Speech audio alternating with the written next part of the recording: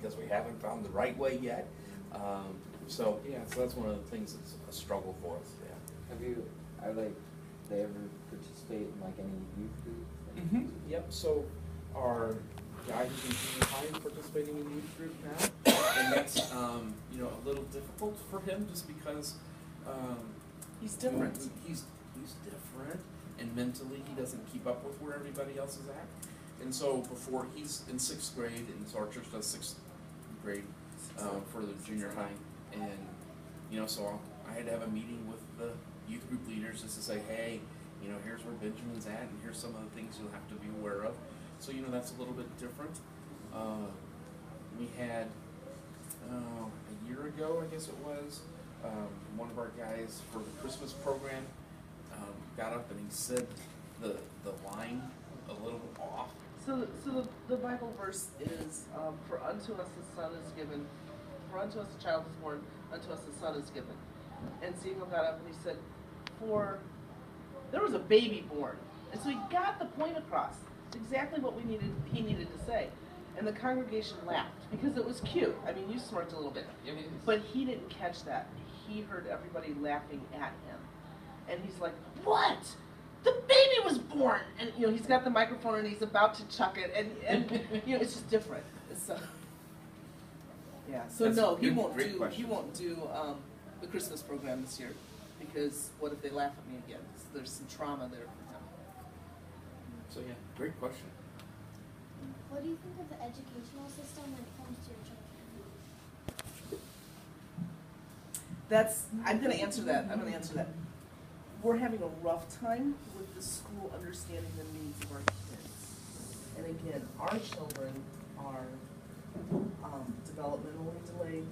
They have mental illnesses. They have drug and alcohol abuse. They have trauma. Trauma's huge in a child's developing brain. So they have a lot of different issues going together. So when Noah's standing on the desk running, it's because he has a need to be up high. That's how we calm him down. He sits on his dad's shoulders.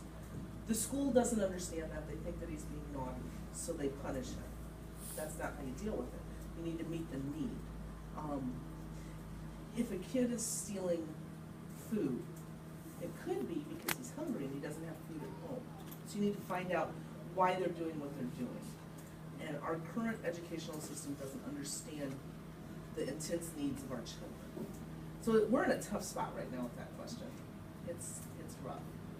Yeah, so right now the simple answer is we don't like it very well. Yeah. But it's something that we're constantly working on. And our kids are in a lot of different buildings, so we have kids currently at 4. The 6 kids are in 5 different schools. And so, you're trying to deal with a different set of special ed stuff at each of those schools to try to figure out what the rules are and what's going on and some of those things. So, and again, I think for us it's tougher because our kids are, clear on the far edge. It's not just that they have a few problems or a little bit of an issue, but they're special. And we love them. Can I ask a question? What is the best part of having such a big family? Christmas. I get so many Christmas presents. I do love Christmas, and I am praying for snow and snow days, just so you all know. It's kind of fun to see how the different kids interact with each other. Stepping back from our family and seeing that Sarah's in college and Hannah's in Washington State doing her master's, and how they call home and talk to the little guys. It's fun to see the connection between the kids. I think it's been good to, just as we've watched our older kids interact with the younger kids, each of our older kids has written papers in college about special needs kids, so they've worked for some kind of a research paper or whatever to study what's going on with my siblings and trying to do that, and that's been fun to see that. It's fun too just to see that our older kids have caught the passion for taking care of kids who are homeless, or we were talking about this just as we were thinking about coming here. Elizabeth, our 16-year-old, was, this is like that classic story that her mom took her in her car seat, dropped her off on the door of a friend's house with a note that said, "I can't take care of my little girl. Can you take care of her until I come back?" And then when DCFS found her a couple months later, she was in a house with nobody else and laying on top of a pile of dirty clothes. So, you know, she wasn't really like homeless. I mean, there were no adults. There was nobody around, and she's 3 months old, 2.5 months old, laying in an empty house. And so, you know, to see those kind of issues and the struggles that they're going through, but then to see our older kids have a real heart and a real passion for taking care of those kind of kids. Our oldest son and his wife have become foster parents as well. And so, you know, that's fun to see them saying, we want to take care of kids too. And so I think that's a fun part of having a bunch of kids. Yeah. Like, what about foster kids do you love? The challenge. I like a challenge.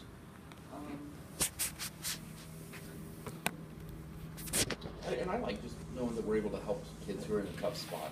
You know, we've had, I don't know, 25, 30 foster kids over the years, and we've only adopted 6. So, you know, a bunch of them have gone back home, you know, and to be able to see that they're able to, you know, do better or those kind of things has been good to see that as well. Yeah.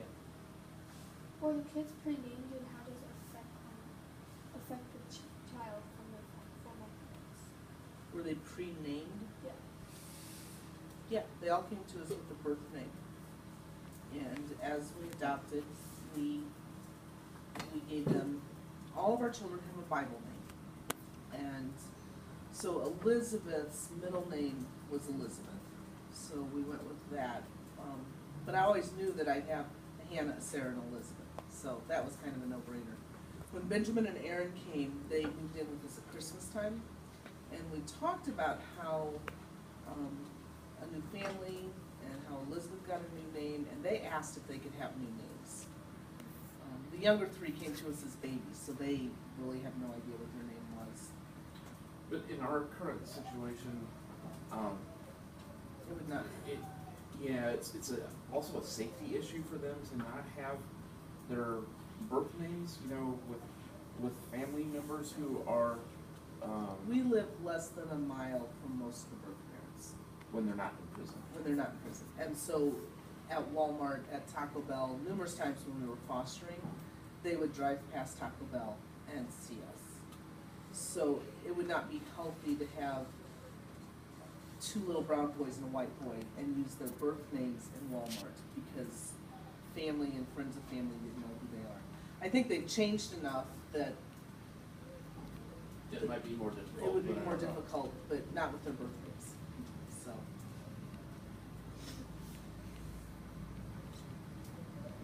Who was the last kid you adopted, and who was the first? Elizabeth was the first. She's 16 now. And then Titus is the youngest. He's 5 and a half. He's 5. He was the last. But then the others got adopted in a mixture throughout the system. So Samuel came to live with us, and then Noah was born and came to live with us. And then Samuel's 8, Noah's 6. Benjamin is 12 and Aaron's 10, and they came after the 8 and 6-year-old. I think they were adopted like 2 weeks before. So Yeah, something, yeah. the 4 of them were adopted right together. Close, yeah.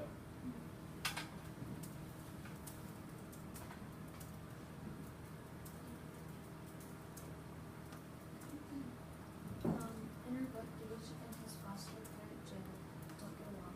Do you have any comments when getting close to your children? We've had some of those foster kids we didn't get along with yet. We had foster kids we didn't get along with. We had one who, her cat died at our house, and it was, in her mind, totally disastrous, and she demanded to be moved from our house. We had one that refused to do any schoolwork, and then when we gave consequences, demanded to be moved from our house. So yeah, we had some of those struggles. We also have 2 kids that are diagnosed with an attachment disorder, which kind of means, I want to love you, but don't touch me, stay away from me, but why don't you ever give me a hug, but I hate you. I mean, it's, their mind can't accept that love. And so we have a really intense time getting along with one of them. We're working on it, but, yeah. Our first foster kid that we had was 10 years old, and within the first week we had her, she had threatened to kill the other 5 kids, and she had taken the 2-year-old at that time out onto the roof over the, like, by the garage, and was threatening to push her off onto the concrete down below. So that would be a struggle with a foster kid, you know. And so that was our first experience with foster kids, and like, whoa, what did we get ourselves into, and how's this going to work out? So, yeah. What made you start adopting kids? When we were in South Dakota, I worked on a countywide task force that was working with kids that were having struggles or whatever, and they kept saying that there was a huge need for people to be foster parents. And for us, our Christian faith says that, you know, it's important to take care of widows and orphans, and so we said, well, you know what, we could try this. I bet we can be foster parents, and so we got started and did that. We've always had friends who have been adopted, or so, you know, it wasn't a totally new concept to us, but we've learned a lot over the last 17, 18 years of doing it, so yeah.